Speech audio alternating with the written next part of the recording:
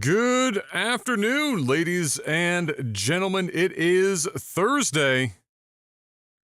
Get this back up here.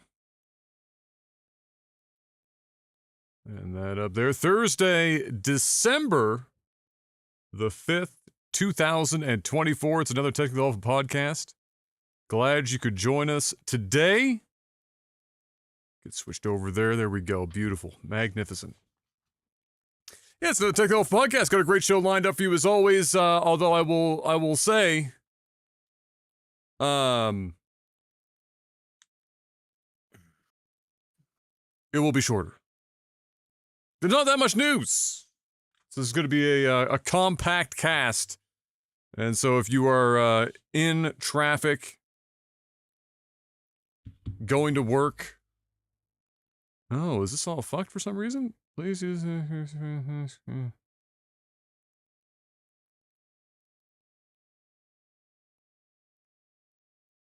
Oh, interesting. Shit. Give me one moment. I'm gonna have to just quickly restart the stream. So just give me 1 second. Okay.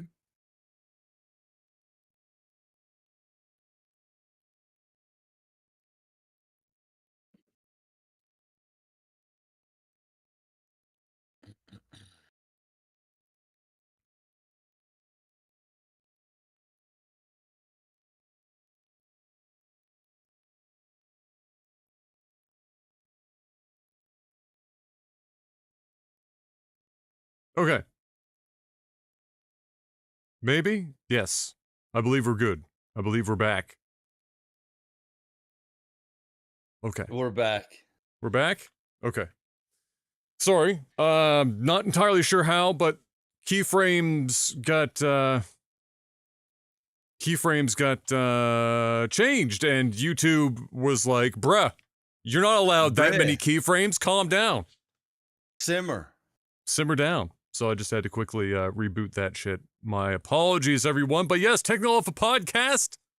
It's a short one this week, but welcome anyway. We're getting closer and closer to Christmas. Mr. Black has a tree in the background.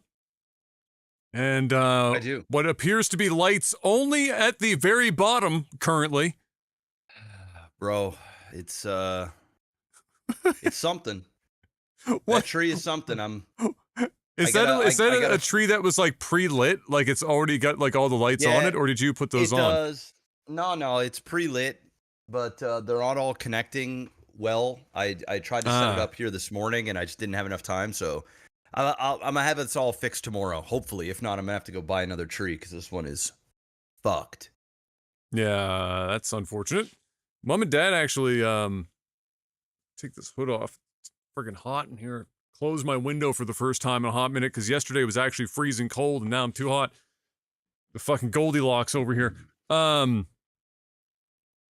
Mom and Dad for the first time got a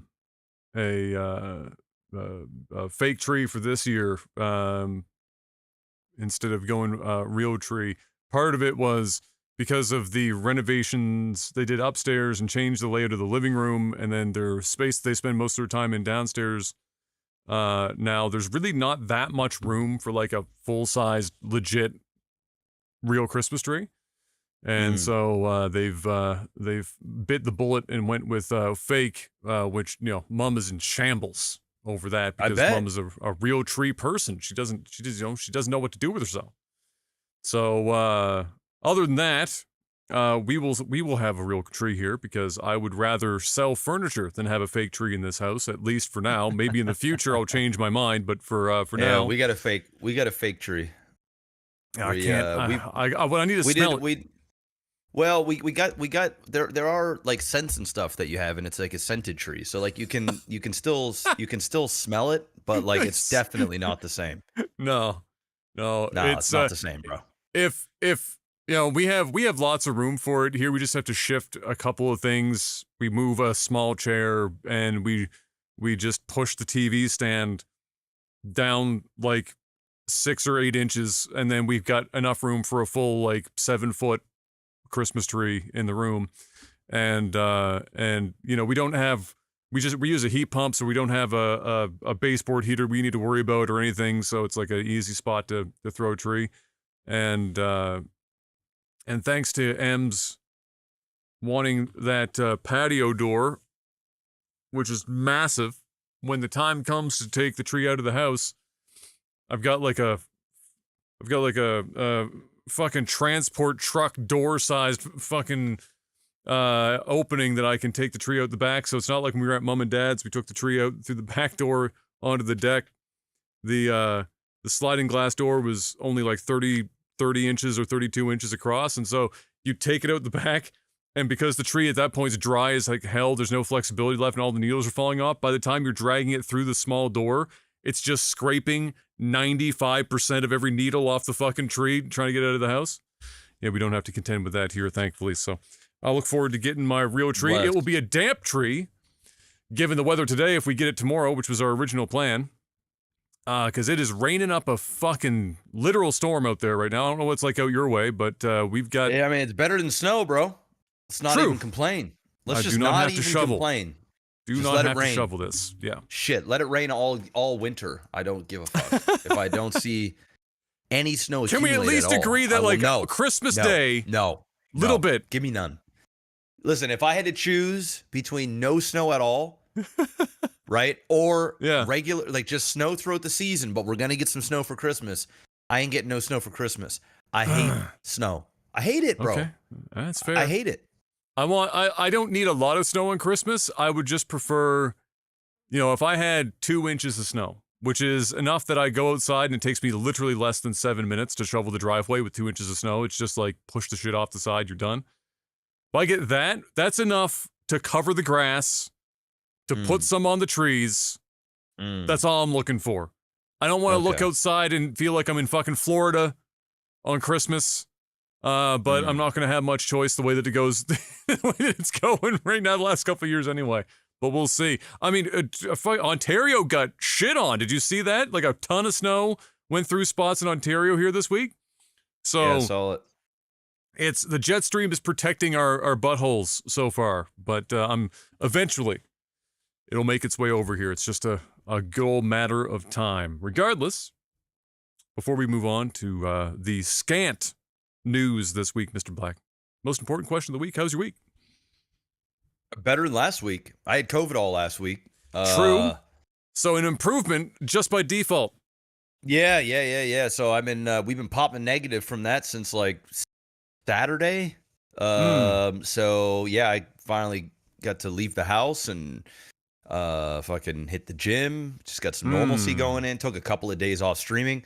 My dude, this time around, so I've had COVID now like maybe 3 times. This time around, it was like whatever, felt like a cold.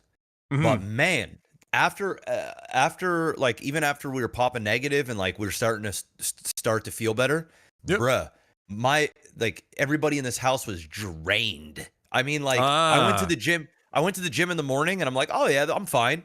By like the afternoon, I could barely keep my eyes open. Like, and I'm talking like the drain where like you just submit to it. You can't, there's no, like if I had to shit, I'd have been like, hey, if I got to shit myself right now, I guess I got to shit myself because I ain't moving. Like it was that kind of bad. So that happened to me twice throughout the weekend. But I've been fine now since Tuesday? I would say Tuesday I was starting to feel pretty much back to back to full strength. But outside of that, yeah, like last week's cast, I was like, yeah, it's probably just cold. No, it ended up just I was in the thick of COVID. I was just in the thick of it because I got out. I literally got out of the cast. So I'm like, man, I just feel like ass, Like ass? like this ain't it. It's like, you know, I know it's pretty much a cold at this stage, but like at the same time, like I know my body, and I just knew something was going on. When I had it, when M got it the second time earlier this year, not meaning twice in 1 year, but like that was the second time she had it. And my body successfully fought it off. I never popped positive the whole time, but I was fighting it low level for like 5 or 6 days. I was in the perpetual state, like with any illness, if like you feel the feeling you tend to get right before you get sick, you know it's coming. Yes. It's like that background thing. I felt like that for like 5 days, but I never popped positive and I never got any major symptoms, and then it went away. And so I got really fucking lucky. I mean, I had no energy. That was like the telltale sign. You know, when we got it the first time, it was so excessive the first time we got it that it's like, and now definitely the second time, I feel like I'd be able to tell without even taking a test when it's a cold and when it's COVID. The body feeling is a different feeling altogether. And the fatigue level is a different animal. Like the most tired that I was when I had COVID for the first time versus, let's say, the worst flu that I ever had in my life in my early 20s, where I was real bad for a couple days. The fatigue was so much worse with COVID. It was just like zero energy whatsoever.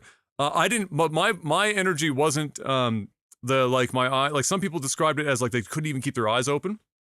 Like they were that kind of tired, like where they were like their eyes were nodding constantly. It was my body. My body. Yeah, that just was couldn't me. Do anything. I'm like, oh my god, like this is horrible. It's fucking shit. We had headache for like 2 days straight. It was just an annoyance. Like it wasn't anything wild. My son was just bouncing all over the fucking place. Kale and I were just like, fuck my life. But you know, we're good now. Feeling better now. Energy's back. So you know, this week was most certainly better than last week. And that's been pretty much my week. Getting ready for Christmas. I see you got your pre-Christmas haircut. Yeah, I'm gonna get all my Christmas shopping done this weekend. I'm getting everything done. I ain't like I'm gonna take like Sunday afternoon off or something. Just go to the mall begrudgingly and just get it done. Just be done with this. Yes. And move on. And just wait for the day to come at this point. I did buy some stuff. I bought my son. So Kai and I, we have these like two little shitty, like almost plastic like lightsabers that we're always fighting with. So I went and got him and I both like one of the high quality, real like lightsabers. Legit. Yeah. So it's being shipped. Yeah. So he's gonna be amped. Yeah, I think I'm more excited probably than he will be. To be honest. Probably. Yeah, probably. For sure. It's all right. Gives you an excuse. I swear it's for Kai. Yeah, it's not for me. It's for Kai. Yeah, not at all. Sex weapon will come out for sure. I got a couple of things done for Christmas shopping, but I don't have that much. Like mostly, obviously a couple things for Em or whatever. Mom and Dad are easy. They just want donations to the funds that the church uses for their programs and stuff like that, or homeless fund that they've been involved with too, and that's easy. So I just give them, they send me the link to the site or whatever, and we just fill that out, and Bob's your uncle. And then other than that, I mean, just like odds and ends, like M has to get some stuff because she buys little things for some of her friends' children, just little knick-knacky things or whatever. So we got most of that done the other day when we were out at HomeSense. That's her favorite store in the world, HomeSense. Oh, fuck that place, bro. Yeah, bro, we were there for a hot minute. So she got most of her stuff done in there. I will say, at the very least, we finally got a couple of pieces to hang in the entryway for like wall art, thankfully, because for the longest time walking to our entry, it's bare. and there's nothing to break up the gyprock because it's literally just there's no railing. Like mom and dad have their railing, and they don't have the knee wall like we do. Theirs is, theirs was open. It's closed now, but it's dad has put molding almost like wainscoting of sort, like cheap wainscoting-esque thing on the side. So theirs is all broken up. Ours, you'd walk in and it was just like floor to ceiling gyprock fucking everywhere, absolutely nothing to break any of that up. And so I was, while she was walking around, I was looking at their endless field of art and art accessories, and found a couple of pieces, and they got put up. So I at least got something out of the trip. But she's all done with that. So most of the Christmas stuff is done now, except for decorating. So tomorrow, I think she's gonna ask me to. When you're maximizing your storage, Mr. Black, in a space like we do, the Christmas stuff gets buried in like the seventh circle of hell. It is literally, it could not be any more annoying to get to. I hate doing it. I hate getting to it. I've been dreading it. And the room back there is also a mess right now because it's still got a bunch of like extracurricular wedding related paraphernalia. So I don't even have like a clean shot to get to the closet where all of the like Christmas stuff is still buried. Like I open the closet door, I still have to take half the closet out just so I can get to the fucking. Yep. I hate it, but I'm gonna have to probably do it tomorrow, and then we'll be pretty much good. I don't do any of that stuff. I haven't picked up a single piece of Christmas related things. I didn't. Kayla, what she does is every year I'm like, hey, December 1st, I want to see no Christmas shit till December 1st, all right? Because it's 30 days. I ain't one of these people that want to get up Christmas stuff fucking while the United States is still enjoying Thanksgiving, right? So I come upstairs, and the stuff's out there 5 days before December 1st. I'm like, yo, what's going on? She's got these excuses lined up. Oh, I got to work. I got too much stuff going on. I didn't have enough time for any of this. Okay, I'm gonna let this slide.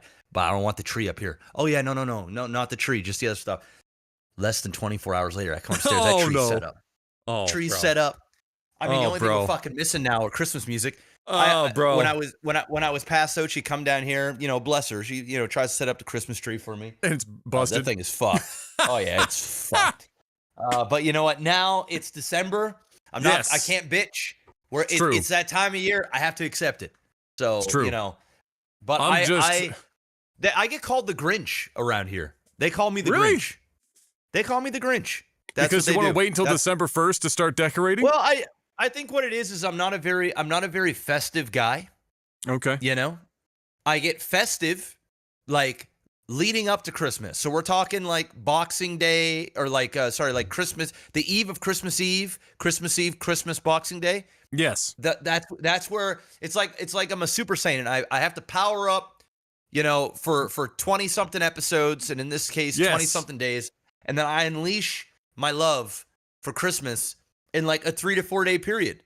But like leading up, everybody's excited the whole way through. Because the only thing I think of is how much fucking money am I going to have to spend this holiday season? Like, what the fuck? You know what I mean? And then as I get closer, I'm like, oh, it's family. We get to see everybody. I guess this is cool. And I do like Christmas, but I'm a little bit of a Grinch. Yeah, that's fair. I don't know if I'm definitely not historically Grinchy. But this year, I will say I'm not feeling it like I normally do. I think it's just because I've been stressed out of my goddamn mind for like the last 6 months. And so like the Christmas season snuck up on me, and I feel like I've had no ramp into it, and now I'm just here and in it, and I'm not emotionally ready to be fucking hoing. And so it's been like the first Christmas in recent memory that I've been just like kind of indifferent about it. Still looking forward to like getting together with family and stuff, but like typically December 1st rolls around, National Neil Diamond Day. We did it on stream again. That's like year 7 or 8. We did that shit. And, but yeah, just not fucking feeling it thus far. I'm sure like same thing. The days come where you get the family over for dinner and you start to, or you're meeting friends for dinners and stuff leading up to Christmas and whatnot. And those times, that's where it comes out. But normally I'm ready for like December 1st. I'm gung ho, but not Not this year, but I'm sure that will change in due time. But yeah, December 1st. I am lucky, I will say, in that M being a Filipino, she back home, they start decorating for Christmas in September. It is a 3-month, it's the embers. Every ember is a Christmas time. So they are so when her parents were here for the wedding, I'm not even joking. So that was the end of August. Yeah. So they're here as September rolls over. So the day after our wedding, when her dad and whatnot were up, was upstairs on the couch and they were watching, TV and stuff from back home because they have that available on like YouTube and apps and stuff. And they were like September 1st. And I walk in, I leave the bedroom and I walk out into the living room and he's on the couch watching TV and I'm like, wait, what am I hearing right now? I was like, am I hearing Christmas music right now? And I walk out to the living room and it's like their newscast and everyone is in full Christmas garb. There's decorations fucking everywhere and there's Christmas music in the background. And I was like, it's September 1st. Calm down. But yeah, they're big on Christmas. A quarter of the year. No. Christmas season. No, thank you. So thankfully she's not really, one to necessarily keep up that tradition. And thank goodness for that. I'd never survive. I would literally not survive. So thankfully for that. This is not the case. Let's talk about some video game news, Mr. Black, once I can load this up. As Google Docs is currently crawling, at least on my side. But that's probably just because I've got other shit running in the background and it's bombing my... There we go. There we go. Okay. So, really scant news this week. Honest to God, very little. Not surprising. We are getting into the Christmas season. There will be, the Game Awards is coming up. There will be things to talk about there as far as like who's winning what and who managed to get up on stage when they shouldn't have, and how much penis did Jeff Keighley suck live on stage. Well, we just won't know until it happens. But before then, yeah, it's a scant news week. So we only have a couple of things, and we're jumping right into some tech support and just chilling. And then we're going to be doing some StarCraft casting. Keep you guys entertained while you're decorating the house with you and yours. Light of Moderum or Motorum or Motirum. I don't really know how they want me to pronounce that. All I know is the name is fucking stupid. Is the next aggressive ripoff title that could do well, I will admit, at least conceptually. It's about as close to Horizon Zero Dawn as you can legally get, and I'm not even joking. There were people who, when they saw promotional materials, thought that it was an expansion or an add-on or a new game for Horizon. It is that close. It is closer. I mean, I feel comfortable in saying that at least in a visual, art direction and what they're going for, music, trailer, even, this is closer to Horizon Zero Dawn than Pal World is to Pokemon. It's that close. That being said, it looks like from a gameplay perspective, they're taking that framework, visual framework and otherwise, and the idea of robot dinosaurs roaming around or whatever the fuck, and they're combining it what almost looks like a little bit of a Monster Hunter-ish kind of a situation, and that seems to be the underpinnings of the game. So I will say that I think that it's a no-brainer that if you can pull off Horizon plus Monster Hunter, that might go over well. And thus far, other than the initial shock of everyone being like, what the fuck? This is literally just Horizon. And many of the animations seem like they're ripped directly out of, like, Elden Ring. Other than that, obviously, on paper, if somebody comes to you and says those, that's what the game is, most people would say, okay, I have a passing interest in what this might turn out to be. And that seems to be what people's takes are on it thus far. I mean, I'll also admit, listen, if they nail it, I don't care how much it looks like Horizon Zero Dawn. If you nail Horizon Zero Dawn X Monster Hunter, I'm probably going to want to play the game. At least a little bit, because that's a hell of a mashup. So we'll have to wait and see if they pull it off. Because if you don't, just, you know, it's like we said before. If you're going to copy something, you don't have a choice. You have to, you know, this is the Stormgate problem. If you're going to call out the king, you best not miss. So if you're going to copy something, you can't miss. You have to at least be as good. Otherwise, people are going to clown you for copying. But if you do it really well... Stormgate missed. Oh. What's going on in the Stormgate scene? Have you heard anything in the background? The little whispers in the distance? They're at less than 100 concurrent players. That's where they're at. Ouch. Yeah. Unfortunate. I legitimately would have more people watching me take a shit live on stream than how many people are playing Stormgate concurrently. I'm not even joking. I wish I was. That's rough out there in these streets, man. I could quite literally go into my bathroom, boot up my stream, and tell everybody I'm taking a wild, ferocious dump, and I would have a higher concurrent viewership than how many people are playing Stormgate. Especially if you put the chainmail on, you know, throwback. Oh, no, that's just me, plain Jane, just wearing regular ass clothes, barely talking to chat, just groaning every 30 seconds to a minute, just doing that. I can have more people watching than how many that's playing. Just and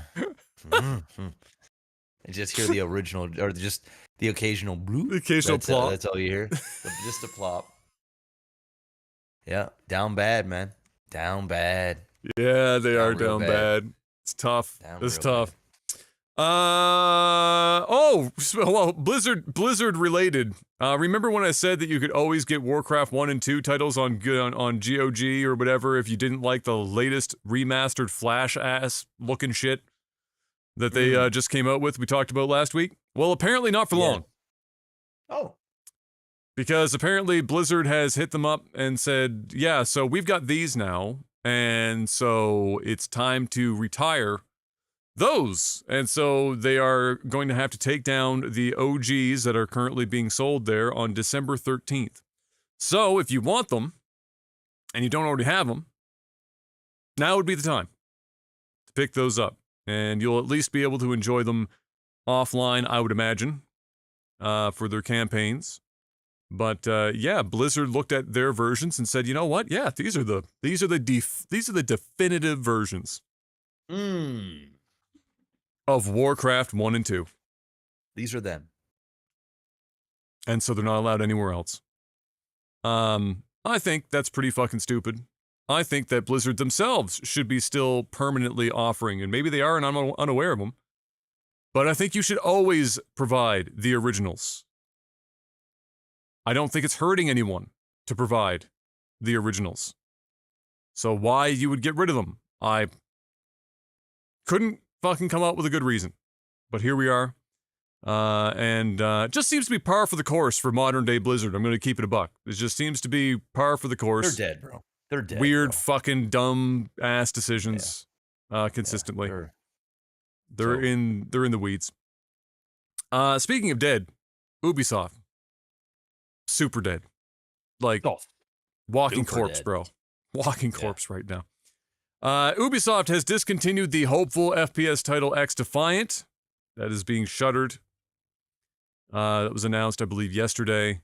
Was it yesterday or the day before? One or the other. Either way.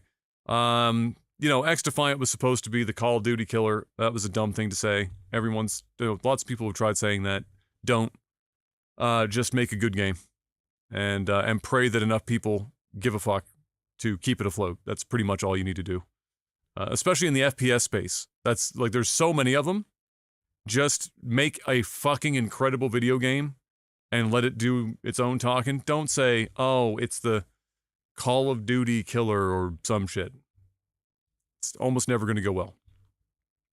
That being said, it is being shut down. And more than that, Ubisoft is shutting down the studio branches in San Francisco and Osaka, which will affect reportedly over 270 employees. Some of them, I don't know if all, are being shuffled into other projects, but they are shuttering those two studios as well. And it feels like every week there is a new piece of Ubisoft news, and it's not good Ubisoft news. It is almost always they're canceling a game, they're shutting a studio down, their stock is in the fucking toilet, everything's on fire. Pretty much seems to be par for the course for Ubisoft now for months at this point. I'm really interested in whether or not they do, in fact, the Guillemot family take the studio private again, or the publisher private again. They have, that was something we talked about being reported as a possibility where they will just buy everyone out and go private and hold it within the family. Or if maybe the Guillemot family is saying, is it worth the effort anymore? What can we get for this bitch? They need to sell it. They need to sell. They need to sell. They literally need to sell. There is some value in some of their IPs, I guess, but I think it's time for them to just walk away, man. If they can sell this whole fucking company and walk away with a couple $1 billion, they ought to take it. Are they worth a couple billion anymore? What's their actual? Probably worth a couple billion. I mean, with just the IPs alone, I would imagine you're not going to get a large multiple on your fucking dead IPs. Let me see. Ubisoft stock. They're at 1178 euro. Yeah, their market cap is 1.56 billion euro. So there's your market cap. There you go. So that's their market cap. I don't think they're going to get many multiples on their fucking shit. I mean, they probably get $2 to $5 billion, man, for the right company that wants to buy them out. Yeah, what I would wonder is if they do shop themselves around, there aren't very many companies that have, let's say they sold for $3 billion. Like, let's say that's what they get. Mm-hmm. There aren't many companies around that are even looking to spend that kind of money right now. Sony is fielding the idea of buying out FromSoft's parent company, which would be a far better investment per dollar than Ubisoft. And then there's a very short list of other entities in the market that could even afford or would want to tangle with buying Ubisoft, even if the idea was we buy Ubisoft and then we just strip all the IP out of it that we want and then fire the rest into the sun. I'm trying to think of like who would take on that risk, because Ubisoft's problem, horrible. Ubisoft, their 5-year chart is horrid. They're down 70. 80% really in 5 years. Dude. Yeah, they're fucked. They're fucked. They peaked at about €100 in 2018. And then they fell off, obviously, as many companies did between 2018 and then the pandemic, clearly. But they got a lot of support around the $50 or €50 mark during the pandemic, or just before the pandemic. Coincidentally, well, not coincidentally, it's because in 2020 they would have been spending a lot of money, and so the value of the company was probably going up because the investment was very real. But at the start of 2021, that just falls off a cliff. Like, it went back up. Now, it's interesting. What I find interesting here, just reading the chart, is that you can see that this almost looks like it's going to be a classic bounce. You know what I mean? So it's at the on the max chart. Splat. That's what this is, bro. This is a splat. There ain't nothing bouncing here. This is we climb, and then it came down, came back up like that classic bounce shape, and then typically there's support that comes again, and then it continues up. No, Ubisoft bounced and then never found the ground again. They are still falling. The ball is still in the air right now, has not found, but they clipped through the ground like one of their fucking Assassin's Creed games, and they are infinitely falling, and have now hit a nearly, this is €11 right now, right? They haven't seen €11 since They dropped in 2004 after their initial public offering, couple years. Really? It's been like 2007. Brutal, man. It's brutal. It's over. They got to sell. They should sell. Yikes. Cash out. Just cash out. This ain't it. Yikes. Other than that, that's more or less it for video game news right now, Mr. Black. There's not a hell of a lot. Some people are talking about, obviously, Path of Exile 2. That's coming out tomorrow. That's a big ticket item this year. It's not full release. This is like their early access kind of launch window, but it is, it's Path of Exile 2. I'm sure that it will be more feature complete than most fully released games. GGG as a studio has been kind of winning pretty fucking hard for a while now.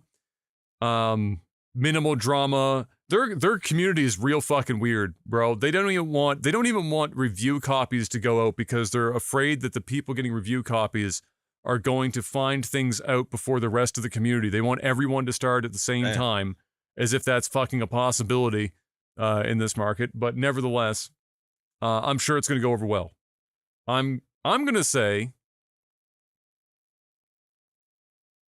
I don't think it will hit 1 million concurrent, but I think it's going to get close. I think it's north of 700K on Steam for this. And the only thing that will make it hard to maybe estimate that more accurately is that I believe that they have their own launcher, and so not everything will be registered through Steam. But I do imagine the majority of people are probably playing on Steam, would be my guess, and so we'll get a real good idea of it. That game's going to be massive. Blizzard's fucked. Like, we already know this, but Diablo? Yeah. Oh yeah, bye. Bye. Bye. I mean, it's already on life support. I mean, now they pulling the plug. This is over now. This game is going to be so much. And you know what the salt in the wound is that they've modeled the visual styling so much and feel after Diablo 2 that it's just like there's just no reason to play Diablo 4. It's just like it's going to absolutely eviscerate Diablo 4. The only thing that will keep that alive is the fact that now that Microsoft owns them, it'll be on Game Pass. That will float the numbers. That's pretty much it. I can't imagine it's going to survive much after that, unless people really like some catastrophic thing happens. I can't imagine it's going to hold on for dear life. Outside of that, really not a hell of a lot. Oh, I will say this. I just remembered I don't have it in the notes, but a weird, a kind of an odd thing has been happening with PlayStation Pro. So PlayStation Pro, not a cheap console. Costs several dollars, that bitch. And you would hope that with like Pro models in the past, that it actually brings substantial performance gains. And it does, sort of. However, there are a handful of games right now where the performance is actually worse on the Pro than it is on the stock PS5. And there's a lot of discourse around that, people trying to figure out how that's even possible. And so a lot of people are actually retiring their Pros to go back to the stock PS5 to play certain games because they play better on the original PS5. That should probably not happen. But it is. And that's pretty much all I got, Mr. Black. And so with that, give the folks at home a little sellout. Patreon.com/legtv. Head on over there. Just throw some money at the screen, man. Just biffed it there. We'll catch it. We'll put it in our pockets. And we will buy whatever it is that Adam bought for $15 at the grocery store there 2 weeks ago. The squash. All right, we'll do that. If not, that's okay. You can support one of our sponsors. We have NordVPN. You guys know what that is by now. If you don't, say you're new. Hey, it's a virtual private network. They've been in the game for 11 plus years. You can stream on these. You can game on them, stream and game at the same time. Never, ever do I have dropouts like where connection is just no longer there. That just runs like butter. You can just run it and run it and run it and run it, and it will run, is what it does. 30-day money-back guarantee. If you don't like it for whatever reason, get all your money back within 30 days, no questions asked. And it's less than a cup of coffee a month. That's where we're at. It's 2024. We are 3.5 weeks out of hitting 2025. Y'all need to get some digital security. Got to stay safe. You got to stay anonymous on the internet. You can watch different regions of Netflix at the click of a button. So, for example, if you're from Canada and you want to check out what's on the U.S. Netflix, you just mask your IP at the click of a button to a U.S. state. It thinks you're in the U.S., and now you have unlocked all of the content that is being shown in the States through Netflix when you use NordVPN. Guys, it's the future. The future is here. The future is now. It's NordVPN. Head on over there. Support them. Support us. Support yourself. Have anonymity. Don't know what that is? Neither do I. Hey, I don't think a lot of people do here in 2024, but hey, you get just a little bit more anonymity when you have NordVPN. So go check them out. True. Go check them out. Use our link. The promo code will automatically be applied, which is OTT. And yeah, head on over there and check them out. That's it. That's my sellout. Beautiful. And now it's time for the most brief Movies and TV. Eminem's mom died. Damn. That's all I got. I thought I heard about that. I thought I saw something about Eminem on Twitter today. Yesterday, the day before. Yeah. 69 years old, of course. Yeah. Just because, why not? And now everyone's wondering if it will be true, like in his Eminem song from many years ago, that her granddaughter won't even be at her funeral. That classic line. She won't even be at your funeral. Well, we're going to find out. Something tells me she will be. Probably. Eminem has grown a lot. Yeah. In that much time. Yeah. And so, probably. Nevertheless, that's literally about it. I've really, we've got a couple of days until Interstellar's in theater. Yeah, I'm gonna go see that. Kayla and I started The Ultimatum last night. Oh no. Yeah. Another season. Oh, it just came out and it's already got all the sprinkles. I've already predicted where it's gonna go. Oh no. Oh man, it's gonna be juicy. Oh, that one's dude, that show of all of them. Bro, it's a bad one. Even I have a hard time watching it because just conceptually, the idea of the show is like, okay, so your partner comes to you and says, hey, not only do I feel like giving you an ultimatum, but what if we like put that shit on Netflix? Why don't we break up for 3 weeks, right? We do some speed dating.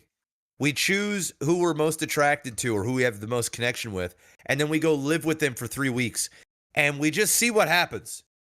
It's just such we just a see weird, what happens, and then we'll get back together, and we'll do a trial marriage together for 3 weeks, and then at the end, you can either choose them, me, or nobody. What's it gonna be? I'm here for all of it. I'm here. It's just so hard.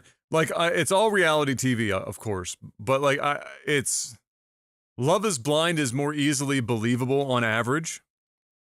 This one, because of the premise, where the two parties going in are aware, like normally when somebody provides you an ultimatum, I mean, you're already out the fucking door to begin with. So like the idea to like provide an ultimatum and be like, yes, and also we're going to do this in front of millions of people on Netflix. That sound good to you? No, it that just sounds like it's like going to Temptation Island, which is also coming on Netflix. It's coming in 2025. Temptation Island, bro, you go there with your significant other and you just go and get tempted with a bunch of other fucking dudes and chicks. Oh, man. I mean... It's a mess, bro. It's a hot mess. And some of these, I watched the first episode, man, there's already regret. There's already regret coming from some of these dudes. They're like, of course. Oh, fuck. They're like, oh, of course. Fuck. I done fucked up. Absolutely. There's always, listen, there's always, and that's why I've never been like a real jealous type, is that you got to understand there's always somebody significantly better looking than you somewhere in the world. It's just a reality. Whether they're younger, older, same age, doesn't matter. There's always somebody. Yeah. That's going to be better looking than you. And so just accept that fact. And it's the reality of the situation. The whole idea of my partner's the most like attractive person in the world type shit. No, they're not. I'm just like you are not the most attractive person in the world either. No. I'm sorry. No, you're not. And no, they are not. It's just kind of the reality of the situation. And so, you go to a show like that where they're specifically trying to find like 11s. Oh, bro, there's this black buck on there, man, and there's this young little thing, man. She's wanting to get blacked so bad, and the fucking the boyfriend is just black.com. He is salty right now that his girl's about to get fucking blacked.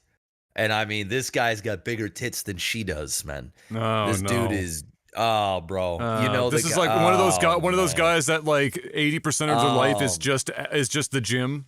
That guy like gym, and then like does some like light finance on the side or some stupid shit like that kind of a deal. Yeah, his dad's a preacher. Oh, and, no. Oh, buddy. Oh, no. Which means he's a complete man whore, bro. 100% man whore. Oh, bro. You can already tell. He might have sucked some dick. It's possible. Who knows? But you know what? I'm going to find out. I'm going to find out on the ultimatum tonight. Oh, God. That's what's going down. I'm going to get my edibles ready. I'm going to eat me some edibles. I'm going to get me a nice little snack. And I'm going to get high. And I'm gonna just absolutely laugh. It's just gonna be great stuff. God. I live for this. Oh my God, dude. Yeah, so I can't. I don't know if I can do. I don't know if I. Ultimatum, I can probably do it. You're gonna do it. I don't think I can convince M to watch Temptation Island, but Ultimatum, I might be able to swing it. Temptation Island's gonna be the worst. I mean, she might not make it through that because that shit is. It is a train wreck. That is unlike any train wreck in the history of train wrecks. Like if you just get uncomfortable watching people suffer and just watching the train wrecks happen, the Temptation's the worst. I can't wait for it. Yeah. Great Christmas time material. Temptation Island. Ho ho ho. Ho ho ho. Many of those. Other than that, I don't have anything I can say that we've been watching. I picked up my write-off for the year, my one write-off, because I have no money to write off anything else. My one write-off for the year. And I gotta be choosy, because as you know, as a small business owner, not everything that you buy can actually have a nearly or 100% write-off potential. Not everything does. You gotta be choosy with this shit. What'd you do, Adam? Well, I bought a new TV. Oh, okay. So it's a C3 this time instead of a C1. It's not even the latest model because this one was even cheaper. It was like $400 off. And then I got 4 years of warranty for 3 years worth, like 3 years in terms of like how expensive it was, and free calibration. So it was like $700 worth of shit knocked off the top. And what it allowed me to do, more importantly, is replace my 13-year-old plasma upstairs. Because I took the C1 from here. It's done its service. And you know what? It's not dead. It's going to a friend of M's who they just want a bigger TV. They don't care. Like, they just watch, whatever the fuck. They don't care if it's HDR or fucking 4K. They just want a decent TV. And the TV is still very good. But yeah, so they're going to take that, and I moved the C1 upstairs. And so I've got it all set up. It's already been calibrated from before. So I was watching some HDR movies on there and stuff the other day, and it was nice to enter the future. Because I had it down here, but I was only ever using it for work. I wasn't watching anything else. It's a 100% work device, so I never really did anything else with it. But this one's been nice because it doesn't dim as quickly as the C1 when using it as a computer monitor. C1, because it's a computer monitor, the static image, the ABL would fucking dim it really quick. This one, it's got a bigger heat sink, so you can go way longer before it starts to dim on you, which has been a nice thing. Otherwise, it's basically, I gotta be honest, it's a goddamn same TV, really, in the grand scheme of things. People were asking, like lots of people were like, should I go from the C1 to the C4 or what should I? No, you shouldn't. If you own a TV in the last fucking like 7 years, and it was a mid-range. I just got two TVs. I don't even know what I ended up getting, to be honest. Oh, did you they just sold buy me two? on some crazy shit. Yeah, I bought two. Oh, okay. Bought one. I bought two TVs. But what brands are they? It's either Samsung or LG. They weren't selling you anything else. Yeah, I think it is. I think one is Samsung and one is LG. I sent them to you. Remember you asked me. Really? Yeah. Yeah. Well, I'm gonna keep it a buck. My memory for that shit would be basically like, yeah, negative. Let me see if I can find it. I'm see if you can find it. Back. Yeah. I'm going to, if it's an LG, I'm assuming it's a C4 or a G4. And if it's you would know if it's a G4 because it would cost you, well, you probably didn't because you wouldn't have spent that money. Well, are you sure? Maybe. I mean, I had to, you didn't want to. I bought here it is. An S90D for the Samsung, probably. Yeah, so I got a 65-inch LG OLED Evo A1C4 4K. Okay, C4, so I was right, C4, yep. And I got a 55-inch Samsung 4K HDR OLED Tizen Smart. What's the just moniker? Is it an SN90D or what is the? It's right here. I'm gonna send this to you. Or C. That's for the bedroom, I'm assuming. The 55. It is, yeah. Yeah. There you go. That's the one. That's the other one that I got. That's the bedroom. Oh, one. What the fuck is this? What moniker is that? The QN55S 92. Yeah, I got it for. DA I got it on sale. They had a sale going on, so I went with that, and then I got the nicer one for the living room because my old OLED. Well, you had a. She died, bro. She died. Well, that was an OG. That was a B. Dude, I spent $6,000. No, it was like $5,500 on that fucking TV. It did last me a while, bro. It lasted me like 2016, 6 years. Yeah, like 6 years. And it was a nice TV, but it ended up getting a really bad burn mark in the bottom right, and the Ethernet port died completely on it. You couldn't hardwire the internet or Wi-Fi it. It was gone, and then that's a first generation OLED, bro. It was just the way she goes. It's an old OLED. She basically died. I ran that bitch until Kai was freaking out and he couldn't watch his Disney fucking Plus and his Netflix and stuff. So then I just went and bit the bullet. No, that was pretty much that. So yeah, those are what those are the TVs that I bought. Yeah, I don't really buy that many TVs. Yeah, so that's the other one right there. I sent that to you. Yeah, the C4, the LG C4. I got dad a C4. Mom and dad a C4, 55 inch. It's nice, man. It's a fucking beautiful looking. Oh well, there's only one TV. Step up in LG's lineup, and it's the G series, and the step up in price. Oh no, it goes up. Yeah, no. Because the 65 C4 was on sale for I think $2,200.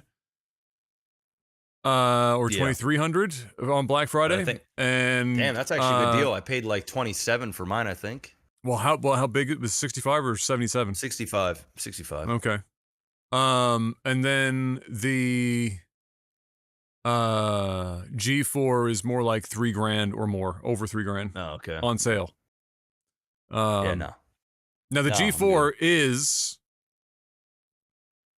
the TV of the year, so there's that. But the only thing about it is the only way that you're going to get the extra oomph out of the G4 versus the C4 is in a couple of scenarios. One, you're in a fucking insanely bright room and deciding to watch cinema at the same time. Very few people watching all their films do that in the daytime with all the curtains open. Why you would do that? I mean, whatever. Because it gets way brighter. It's a much brighter TV. It's a slightly different panel. It's an MLA panel. And then the other upside to it is because it can get so much brighter is when you're watching HDR movies, the HDR elements on the screen can be significantly brighter, which means the dynamic range, the difference between the darkest and lightest parts of the TV is much broader, looks more realistic that way, and it is a reasonably big step up. Like the C4, the C3, and the C2, and even the C1, they're all incrementally better, but like they're like the fucking difference is almost nothing. But the so this G4 is the first time in like 4 years or so where there's been like a noticeable change. Like, okay, there's something happening now. Yes, and I'm going to pay $40,000 more for this if I want to get to it. So no chance. Good. Hey, at least you got a good write-off, man. Hey, you got a new one. Lasts you a while. That's true. Oh God, it was because I had nothing else for the year. Didn't have the money because obviously all these sellouts. I had a little bit to spend to try to get some sort of a write-off going, and I didn't want to. We're going on a honeymoon next year. Like I'd rather put the money to that. The problem is that the government is either going to take the $2,000 that I spent on this now, or not now, or sorry, I'm either going to spend it now and I get something for it. Or they're going to take it from me in April. There's only the 2,000, and I get nothing. The $2,000 is not in my bank. Like I might as well not even know that it exists. It's not actually technically there. It's just, do I want something for it now, or do I want to just give money freely to the government for no fucking reason? So that was a choice. Otherwise, I didn't want to because the honeymoon is there. We did. I should have mentioned this at the beginning. We're done booking everything, so the trip is ready to go. All of our hotels are done. Everything's set up. We got a real nice spot, couple of spots, one in Sevilla, in Spain, and then we're going to be in Lisbon in Portugal, which should be fucking spectacular. Mr. Miyagi was very pleased that we were going there. It's one of his favorite spots over there, apparently.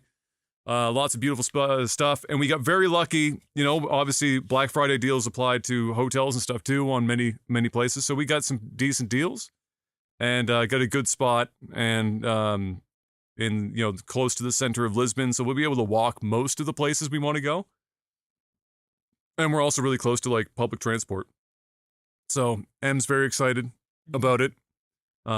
She's always more excited about traveling than I am, but if she's excited, then I'll be excited too.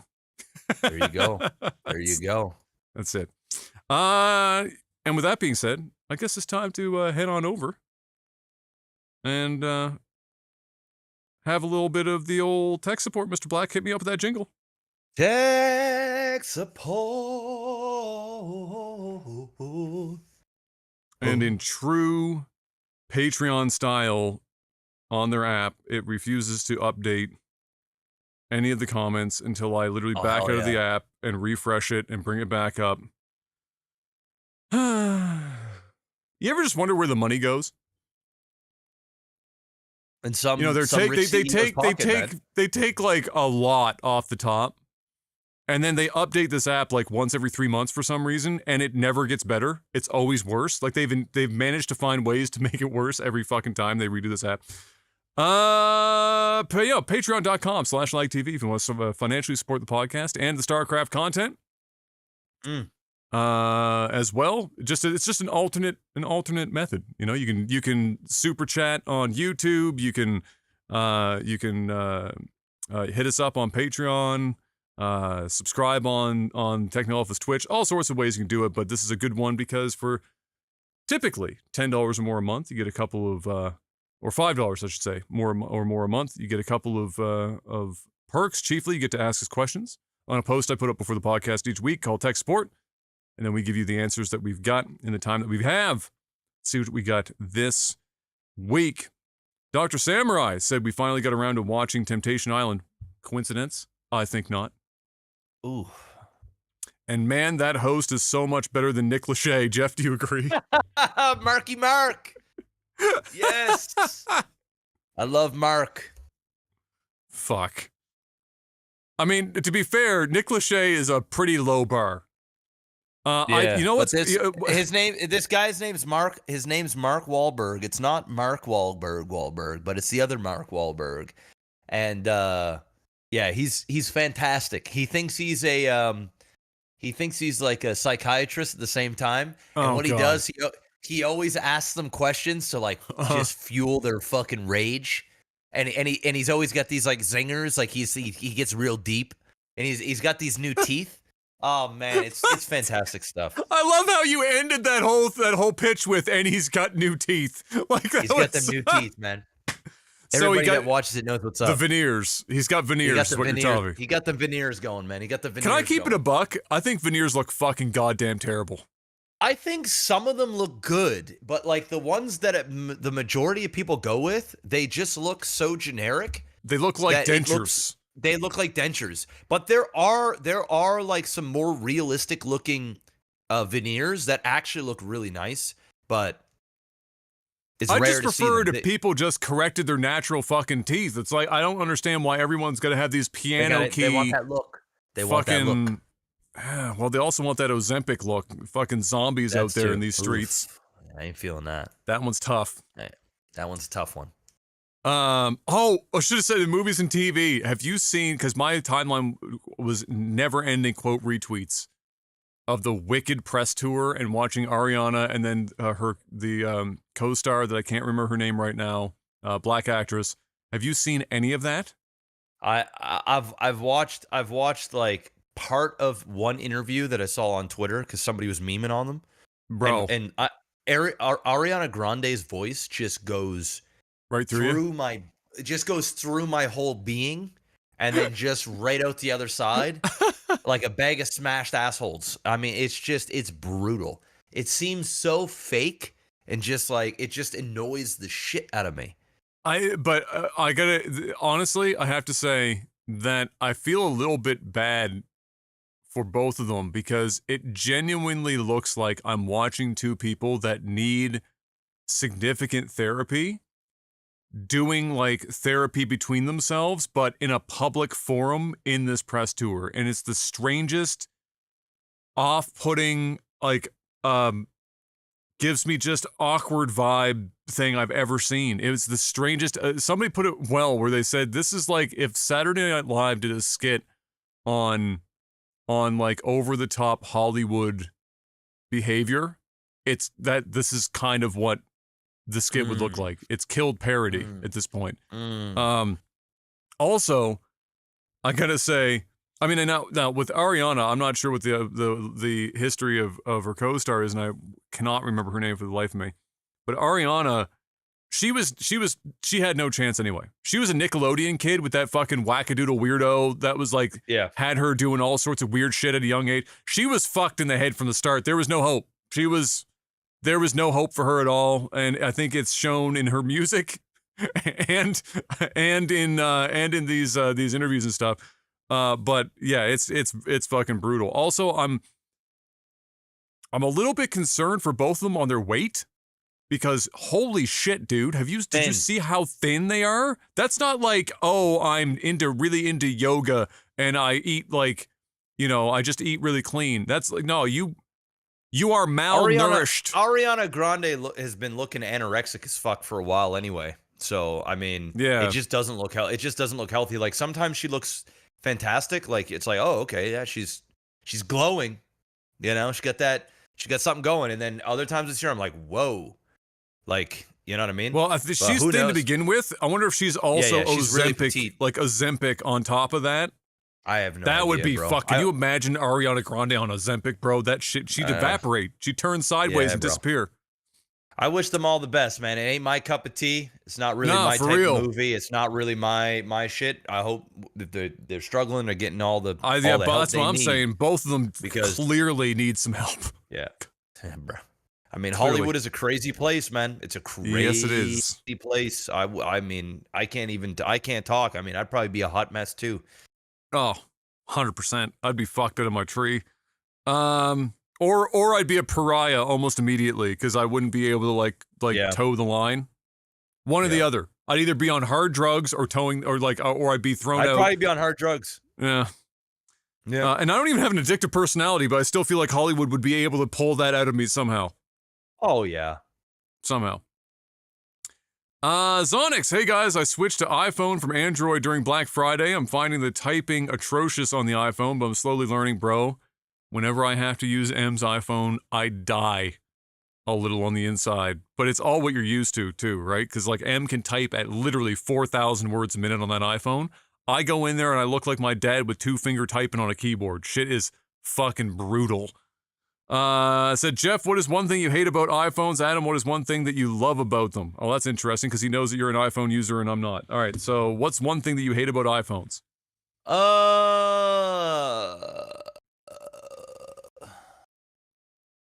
I mean, the one thing I used to hate was, well, I hate how expensive they're. Fair. They're overpriced. A little bit. A little bit. I know what sucks is that it's allowed Samsung to, because they're like the Android equivalent, it's allowed them to run their prices through the fucking roof too. So yeah, that's true. Well, I'd say it's overpriced. I fucking hate this new action button they have up here, and the one that's down. Oh no, not the one up there. The one that's down here. They got a camera button. Are you accidentally hitting that bitch on the regular? Bro, I had to disable it. Yep. I just completely just because when you put it in your car and you clamp. It's good if you're using one of those clamp every things. Time.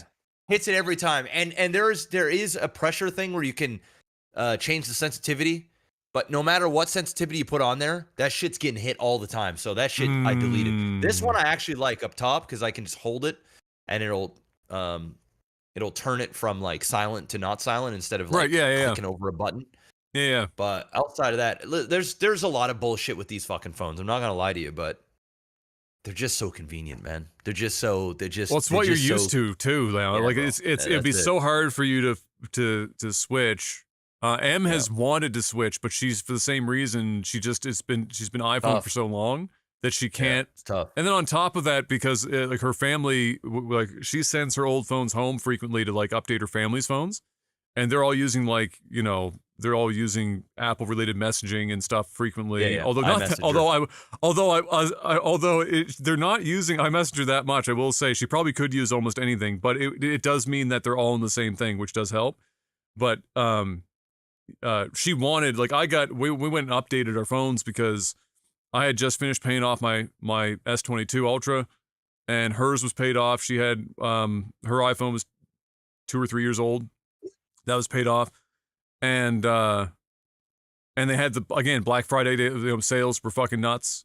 And I ended up getting a deal where I was paying where we're paying like $70, almost $60 a month less than we were before, but we both have new phones. It was just like a disgusting fucking deal. So I got the S24 the S23, no, 24 Ultra. 25 is coming out next month. It won't be any fucking different. This was 50% off. Yeah, nah. Thank 50%. You think it's going to be 50% better? No. Oh, hell no. Hell no. Not even close. No. Although crazy enough, so she got the brand new iPhone, the Pro Max for the newest one. And the next day after we had ordered it, the guy was like, you should probably just check to see if it goes on sale. They never put them on sale, but he said, something tells me, maybe this year. So I did, checked it. They went on sale.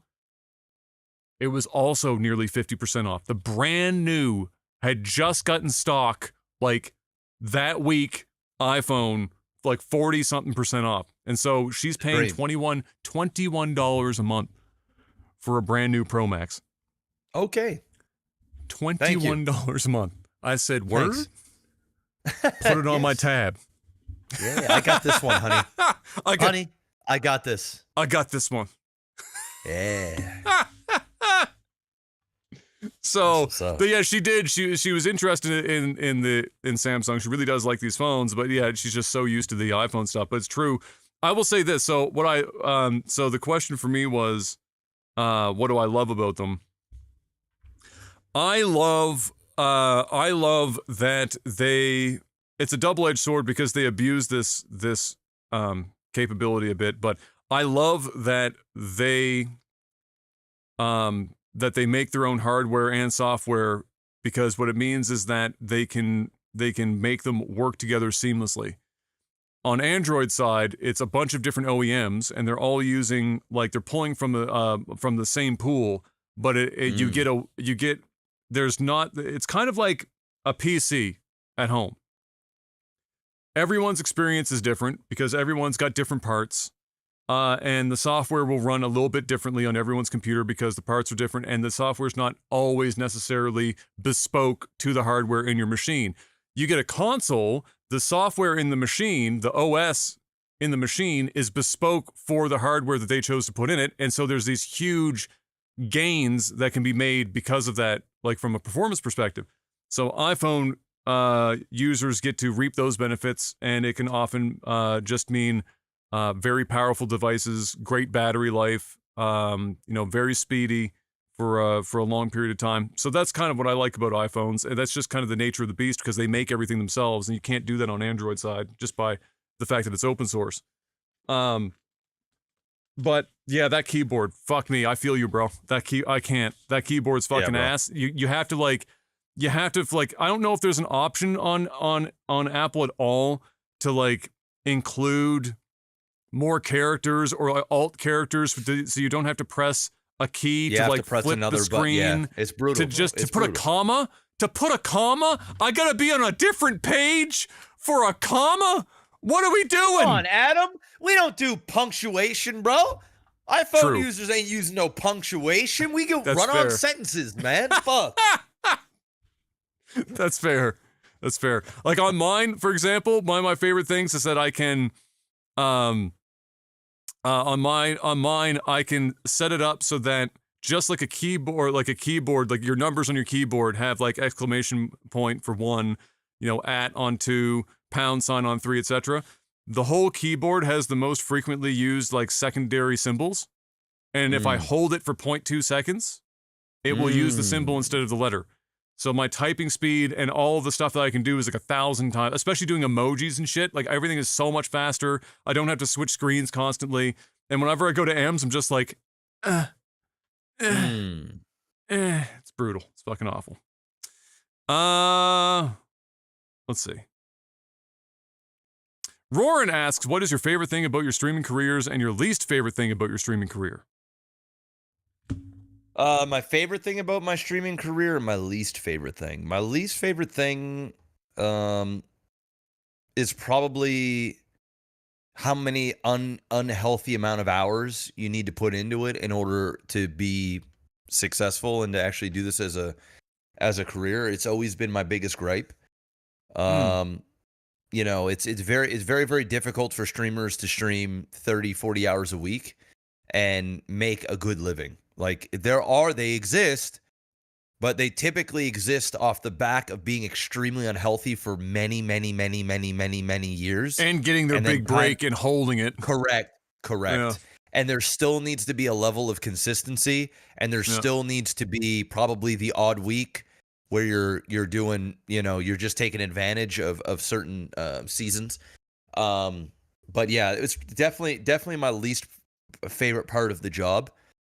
My favorite part of the job, I think just the fact that like, I'm fortunate enough to be able to just play video games for a living. I mean, that's pretty fucking cool. Yep. I can think of a bunch of great things about my career, the communities that you build, the friendships that you make. But underneath all of it, it's just the simple fact that like I get to play video games and people are willing to watch and support me doing such. And I've lived a pretty good life doing it. If this was me 15 years ago, and I told myself like, Jeff, like in the next year, you're going to start your career in video game playing. And like, you're going to be able to like do things that your family has never, like your entire bloodline has just never been able to accomplish or do. And you're going to be able to do that through video games. Ton of hard work. Some luck sprinkled in there for sure. But ultimately, dude, we play video games. I mean, like as shitty as the job can be, it's about as blessed as you can get if video games is what you love to do. Right? Like, not everybody loves playing video games. Be like, dude, I could not fucking do it. I hear it all the time. I could not do what you do. I just can't play video games like that. It just would drive me nuts. But like, if you love gaming, then you do it. It's like if you love movies and you can become a director or an actor or work on film, like you're gonna love it. If you love music and you're a musician and you can actually make a living from doing what you love, there's just something. Not a lot of people that are in the arts get to have a career, make a decent and living. Yeah, exactly, and a long career. Like at this point, we're old, bro. Like we've made it. Like we've done it now. You know what I mean? Like this ain't like 2-3 years. Like we're pushing 14 years. It's nuts. So, you know, I'm grateful. I mean, I still am grateful today. You know, I cuss it out probably more than I ever have before. I'm definitely jaded. I'm definitely like, I call out the bullshit now. My fucksometer for certain things are like on 0. But like ultimately, dude, we still play video games. You got to humble yourself and you got to say, listen, man, this is a privilege, dude.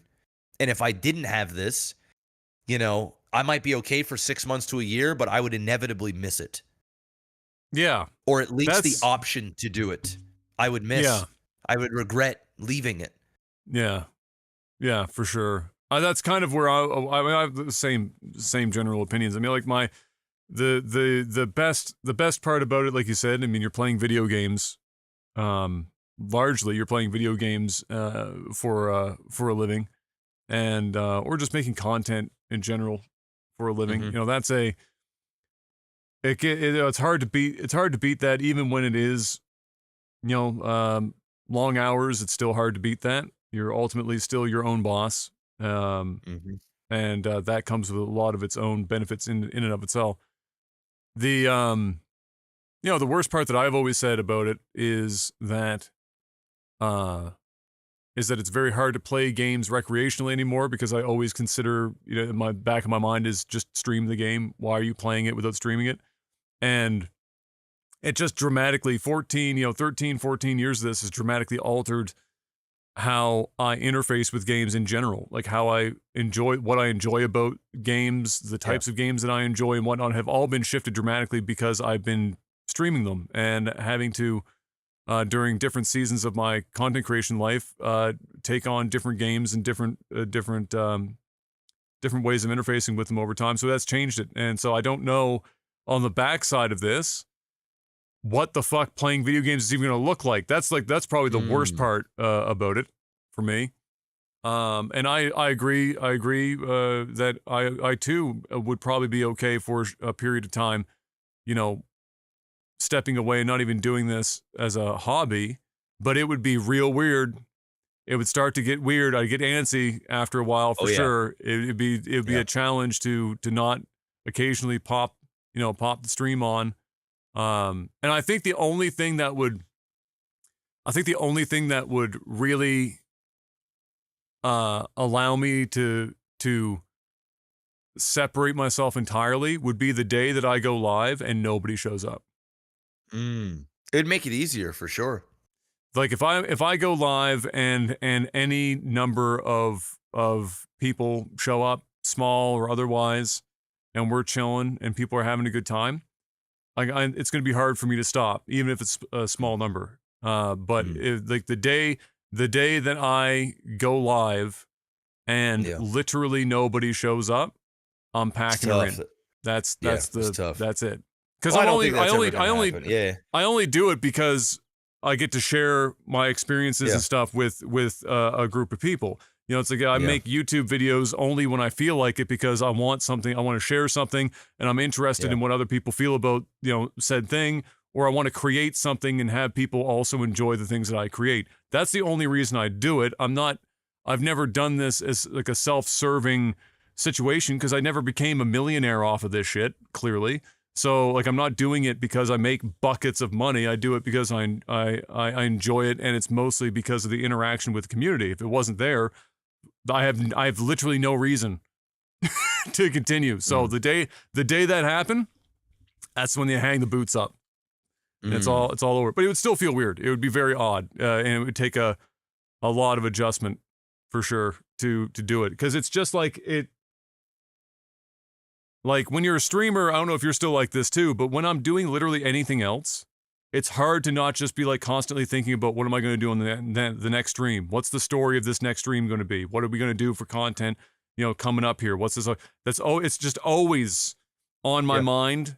And so imagining being in a situation where I'm just out living like a vanilla life where I'm not doing any of this at all, even like from a hobbyist perspective, I don't even know how my brain would fucking I don't know where my brain would like lock on.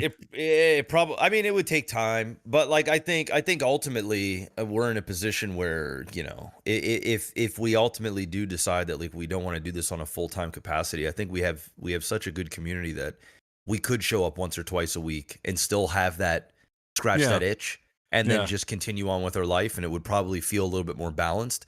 But like going cold turkey for me would be really tough. I think the only way that I wouldn't, and I've faced the hard cold realities of like this might be over, a few times in my career. Mm-hmm. And the thing is, and it's not necessarily because I never had people that would show up, but it was more so, having the desire to continue to keep doing this. And if I'm not making a certain amount of money, like I look at it a little bit different. So like for and then for whatever reason, man, I just somehow managed to just pick myself up. A certain game comes out, or I just fucking hunker down and I just grind out. I don't know how I do it, but I just do it. And of course with my community. But I think for me, in order for me to really let go of all of this, is I would have to find something else to obsess over. And ultimately that has always been my what are you going to replace it with? What am I going to replace this energy with? Like what is the next obsession going to be? I need something else to be obsessed over and to work towards and feel like I'm growing of something in order for me to walk away from this, because unfortunately the scariest part for this is it is a large part of my identity.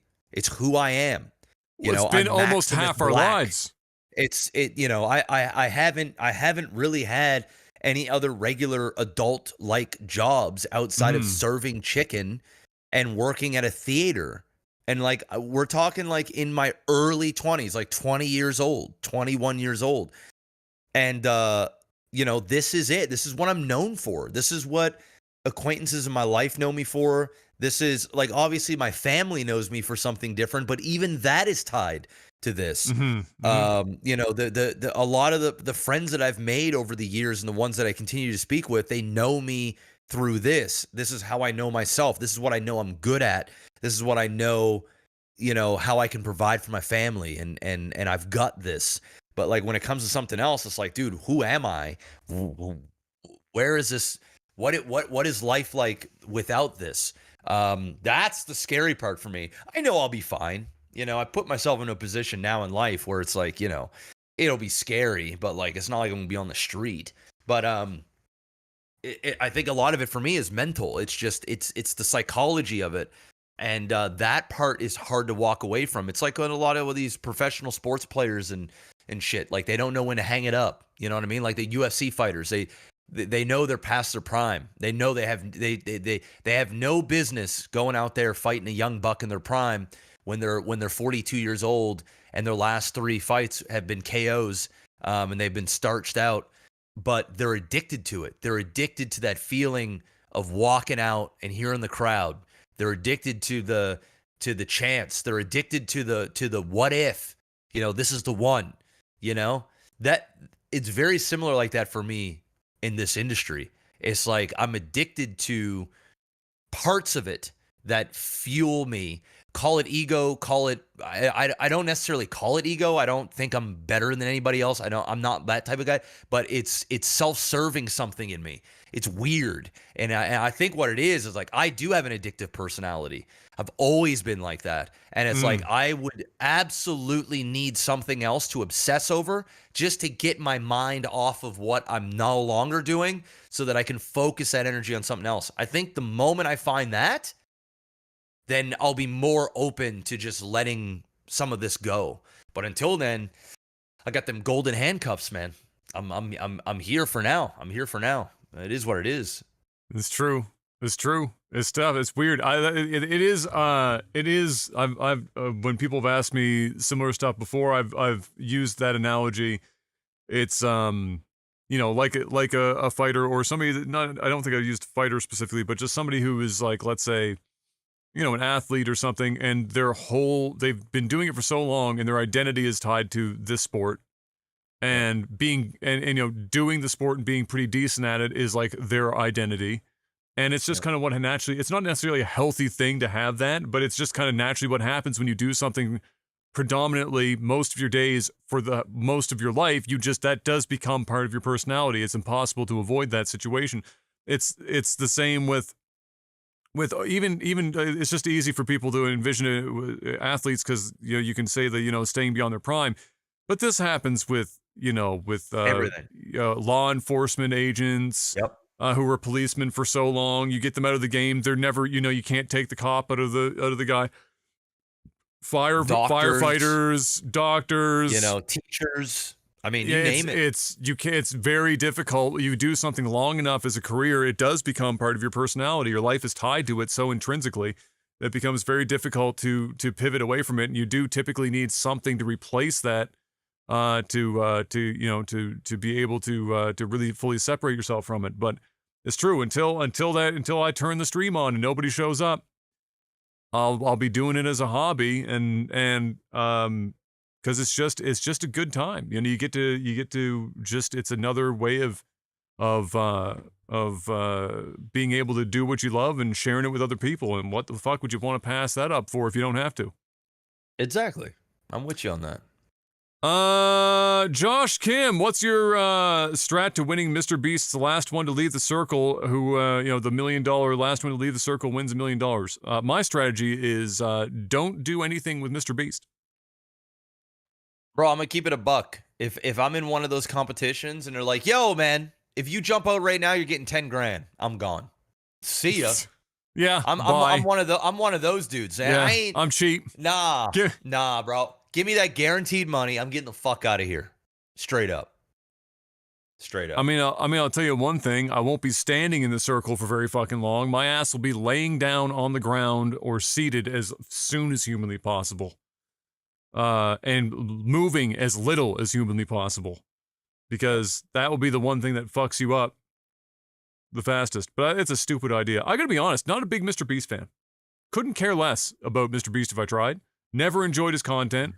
At all. Like, not once have I ever watched a video of Mr. Beast and been like, haha, yes, dope. Not once. And now it turns out he's a bit of a dickhead. So, big shocker on that one. But I will at least give him credit for. I feel like you almost have to be some level of a dick to be that successful. You imagine how many dipshits that motherfucker had to deal with on his come sure. up. Like how many just fucking lazy, clout chasey fucking, dude, I'd turn into an absolute prick. I'd be like, bro, I've seen it, been there, done that. Fuck you, you're fired. Fuck you, fuck you, fuck you, fuck you, fuck you. I'd probably be like that, man. I'll be honest. But listen, I fucks with a little bit of Mr. Beast. I basically never watch his stuff, but I've probably watched 20 of his videos in the last, 10 years. Yeah. And he does some cool stuff, man. I get it. I respect the reinvestment into making every video a little bit crazier than the last. Like, I'm on board with that, but I've never enjoyed the content that he creates. That's I just never once have been particularly interested, but I respect. Well, it's tailored to kids, man. It's taking all that fucking kids. Yeah, that's true. That's true. It's not really meant for us. That's not true. saying you can't enjoy it, but yeah, I've seen Mr. B. He's actually a really tall guy. Saw him in person. Yeah, a he couple is. Times. He's like he's fucking 6'2" tall as shit or something like that. I might even be taller than that. Like when I was pretty close to him, man. I was kind of looking up. Yeah, he's not as tall as you, but he's up there. Tall. Yeah. Blainer, just did my first snowman of the season an hour ago. He's in Quebec. That's something I do at least once every year. Is there something that you do on the every time it snows for the first time? Do you like snowmen? Oh boy, Jeff, I can't wait for your answer. I hate snow. I hate snow. Fuck snow. What was the first part of the question? That was pretty much it. It's just, what is there anything Okay, you do fuck at snow. least? Well, is there something that you like to do on the first time that it snows? I think the answer is not really, because No. you hate snow. I I don't. I hate it, bro. I hate it all. I hate how cold it is. I hate how wet it is. I hate shoveling it. I even hate snow blowing it. No matter how much I try and have fun with it, I just don't like it. I think probably the best part of it is like to go out and slide down a hill with my son. It's probably the highlight. Seeing him enjoy, making a snowman and, doing that stuff. I get joy out of that. But the actual snow itself can go fucking die in a fire, literally. Yeah, that's fair. I hate it. I mean, there's nothing. I used to, go sledding a little bit more frequently and stuff like that, but just not. I'm sure when I have kids, that will be the next time, because I don't really care about it anymore at this point. Because snow for me now, especially since I drive to and from work all the time, snow for me is a reason that I have to get out of bed not just at like 6, but like 5.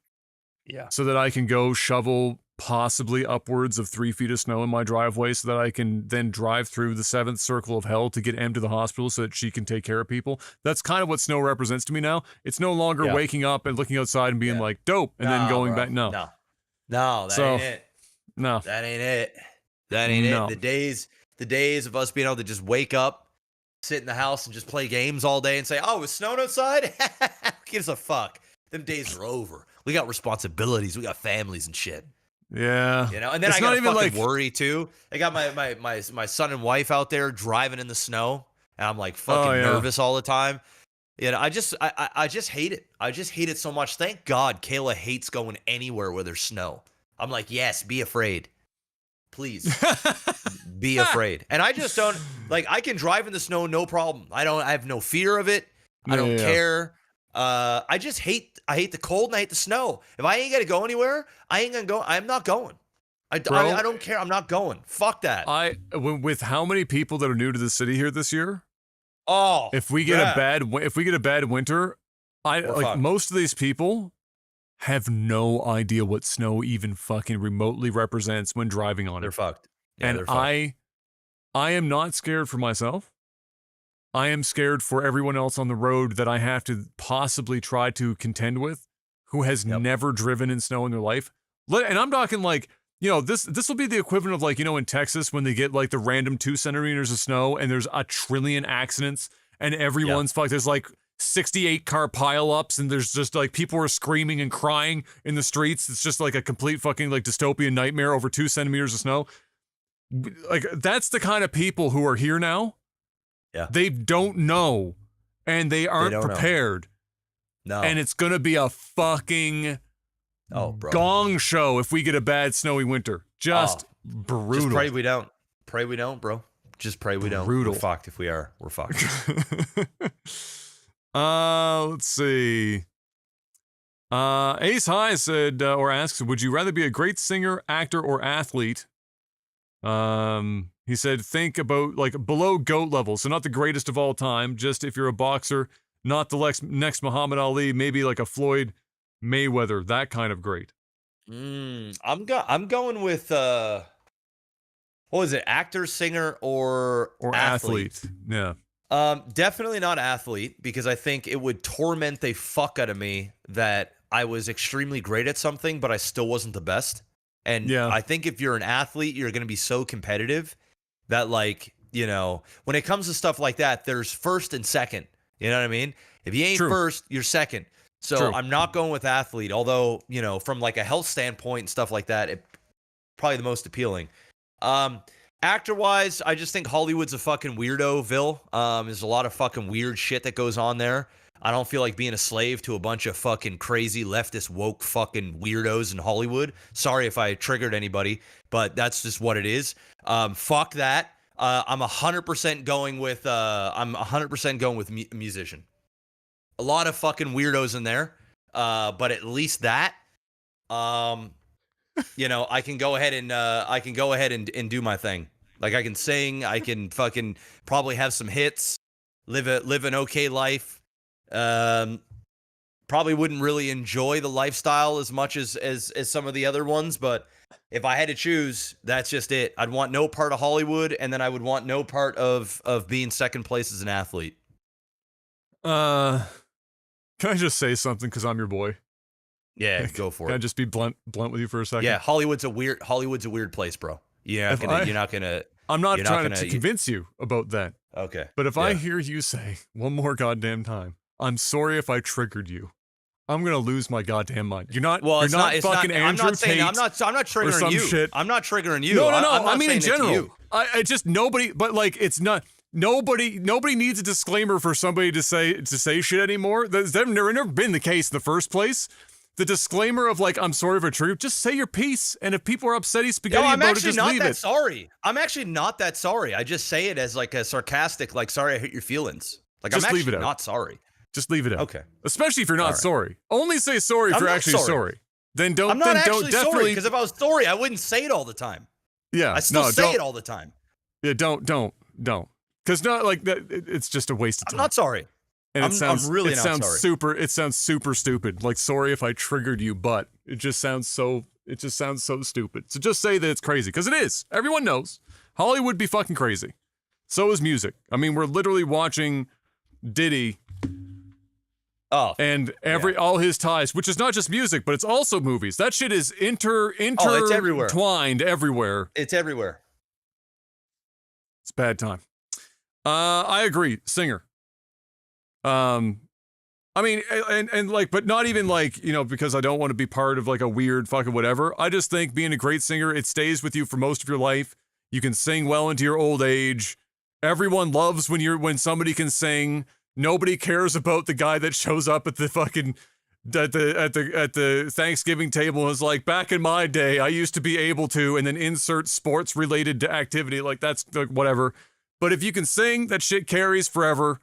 And it's always dope, and that would be easily, that would be the way to go for me.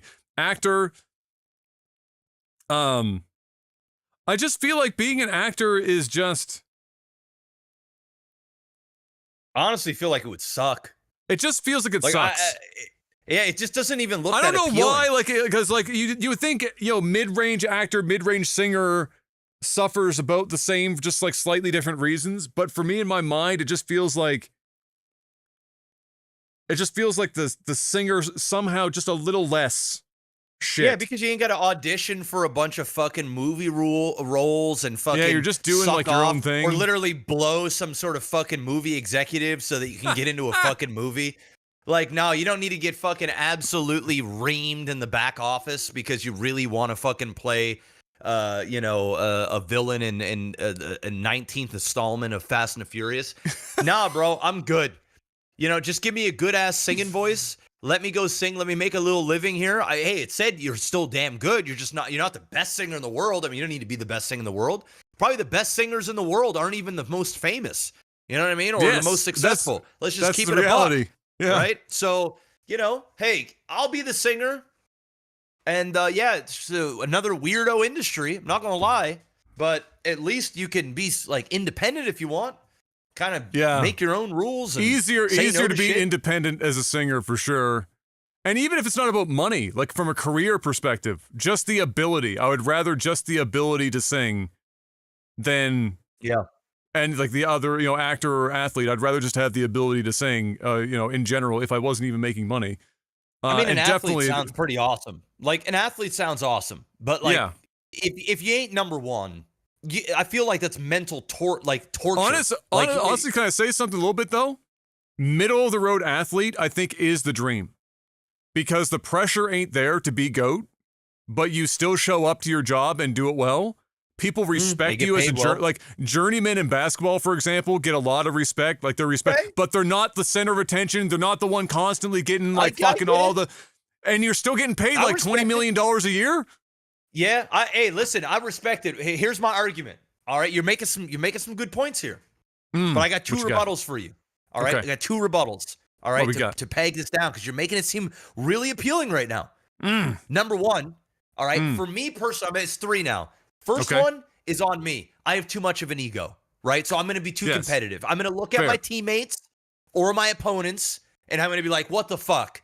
You know, I'm going to beat myself up. I'm probably not going to enjoy it as much, and I'm going to be salty, okay?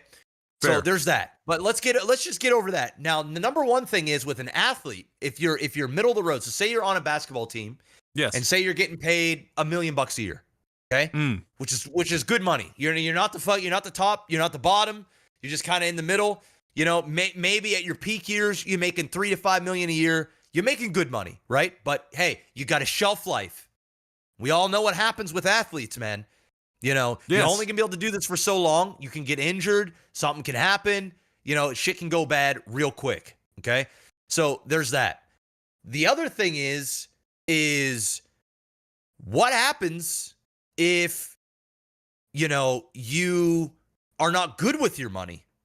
Like, I feel like if with a singer, or not even necessarily with the money, but also with your age. So like, for example, you're going to, depending on the sport, right? If we're talking golf, you're going to have a little bit, you're going to have quite a bit more time. But for this one, we're going to go with, you know, NBA or NFL or NHL or you got typically, let's call it 10 years.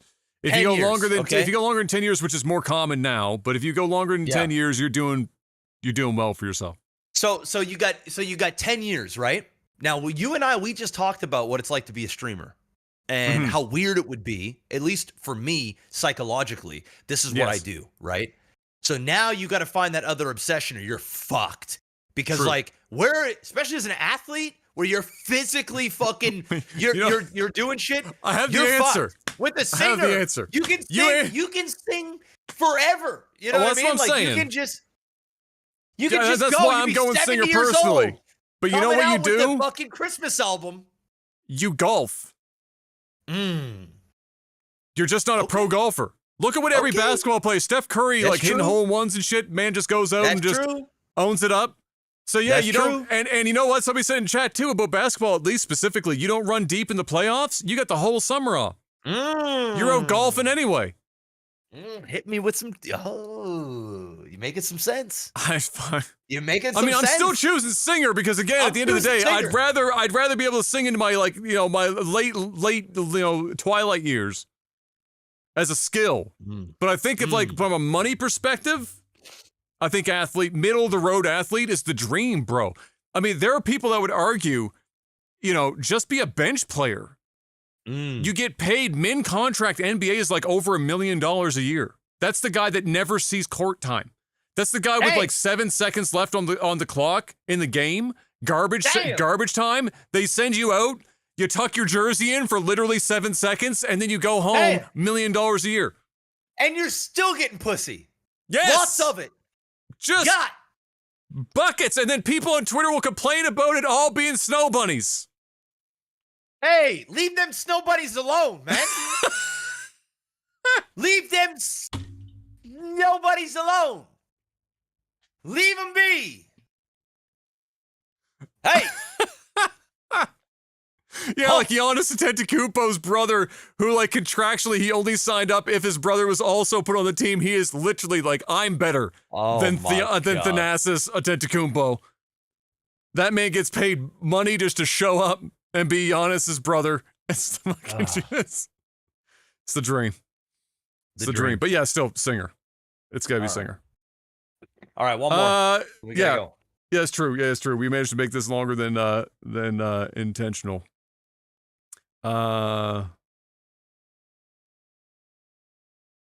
Kalutzi, to answer your question quickly, yeah, just do whatever you want, bro. It's fine. Whatever you feel like.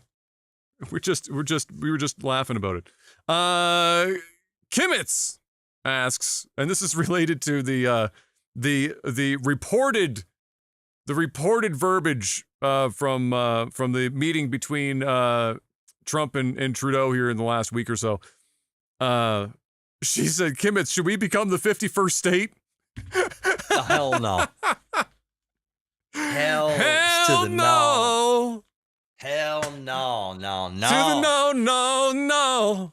No, thank you. I'm not gonna lie. I'd rather have another fucking decade of Trudeau than be the 51st state of the United States, man. And that should tell you something, because how often have you heard Jeff shitting down Trudeau's neck for months? No. Listen, man. I love Canada, bro. I'm proud to be Canadian. Pro Canada. I think it's funny. I think it's funny as fuck what he said, and I think it's hilarious that Justin Trudeau's getting fucking memed out right now hard.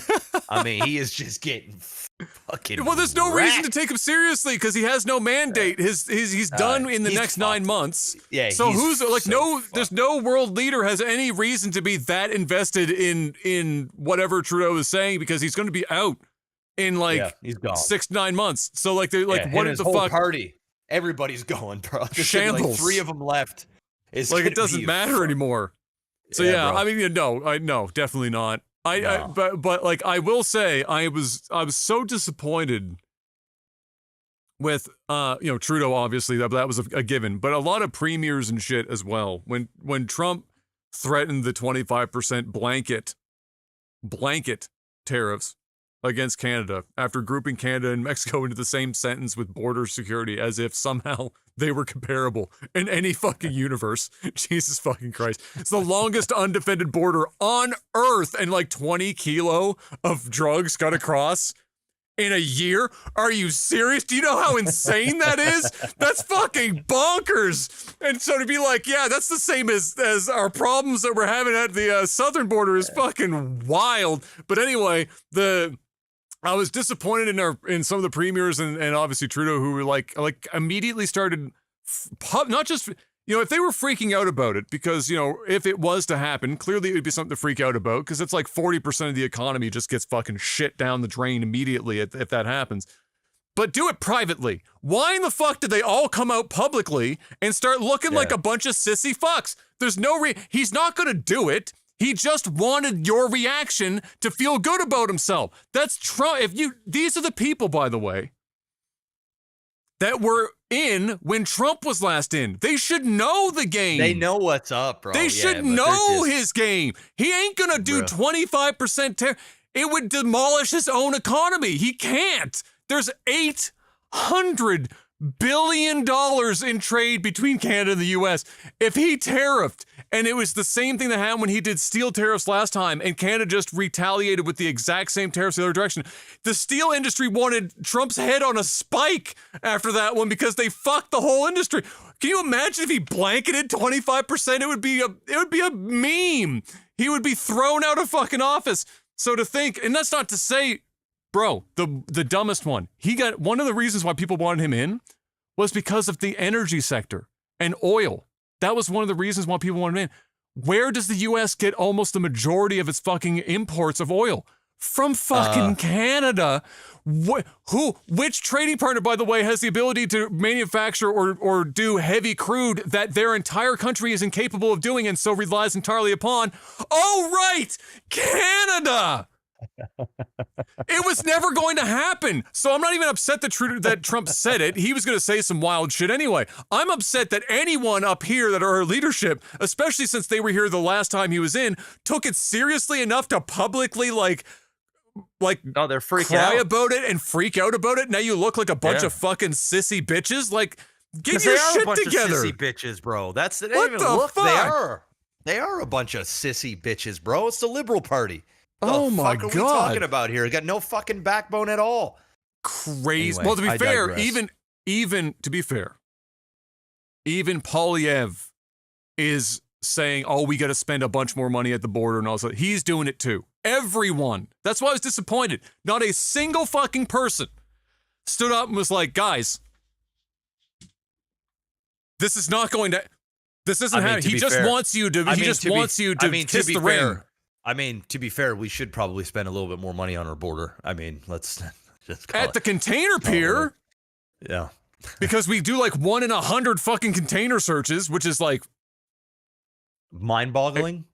What? 1%? Excuse me? But if the whole rest of the country, that undefended border, had 20 kilo of fucking fentanyl go across, we do not, absolutely do not need to spend a single dollar on that fucking border at all. It's crazy. That's fucking nuts. And like, where are you going to get all this? What are you going to do? Put a bunch of helicopters in the air for the longest border on the fucking planet? Do you know how much money you'd have to spend to try to reduce the 20 kg? Are you serious? The fuck is wrong with you? These people are cooked. Anyway, this whole country's a fucking shit show. Nah, I was kind of hoping North Pierre America's would be on fire, bro. The whole world's on fire. I don't like Pierre that much, but he's going to go in anyway. It is what it is. I'm going to vote for him personally, but like I don't like him that much. But I was really hoping that when Trump said that he would just be the one guy to say, hey, because he's got all the points to earn in the world right now, right? Like he's just out there saying whatever he wants. He doesn't even need a platform. He just goes out and says after 9 years of Trudeau's, liberal NDP government, the crime is up, the corruption is up. It's the same sentence every fucking time. Chimes up. Dimes up. And he went out, and I was like, all right, finally, somebody's going to say that this is so dumb to get publicly all up in a tizzy about it. And he said, we need to spend more money at the border. I think he's nestling up a little bit to Trump, right? He knows he's going in. He's gonna play nice with him. You know what I mean? Suck his dick in private. I don't want to see that publicly. Yeah, but that's what Trump likes, though. Trump likes that public a little public flash. You know yeah, a little public. Just grab Pierre by the pussy and just fucking say, come here and just come get it. I will say this last thing. I will say this. Fire. I will say this. As much as I can't stand Trudeau, at least he does. Pierre or Polyev, unfortunately, really unfortunately, when you see him in anything other than a suit, he is the most awkward fucking human being I've ever seen in my life. Like he's got photos of him running. It's like, what the fuck, bro? He looks like such a soft boy that would get bullied in school. Yeah. Like he looks like such a friggin' little soft boy. So just keep a suit on, Polyev. Don't take the suit. Sleep in that suit. Wake up in that suit. Don't take it off. You're in shambles. Don't fucking do it, bro. He does look a little off in regular clothes. I'm not gonna lie. Yeah, but hey, it's all right. The way it is. All right, well, ladies and gents, that's gonna be it for this week. Thank you very much for stopping by. Hopefully you enjoyed yourselves. We're gonna go cast some StarCraft. And I just realized I didn't record any of this, so I'm gonna have to download the video off of YouTube to get the audio out of this motherfucker. Because fuck me, it's just one of those days. Anyway, we will see you guys likely, what is this? Yeah, I think next week is probably fine, unless something comes up, obviously, but understandably so. I'm sure many of you understand. Between now and Christmas season, it's going to be a gamba from beginning to end, because I know I have several dinners lined up with friends and family and stuff, and then sure Jeff does as well, and so it's going to be like a what can we get going? And we're always going to prioritize the StarCraft content for you guys because the news is not going to be that fucking bumping outside of the awards that are going to be happening. So we'll always prioritize StarCraft for you, but we'll keep you abreast of that stuff as it happens until we see you guys next week. Thank you once again. Stay safe out there. And Polyev, just stick to suits. Keep the suit on, brother. Keep the suit on. Hey.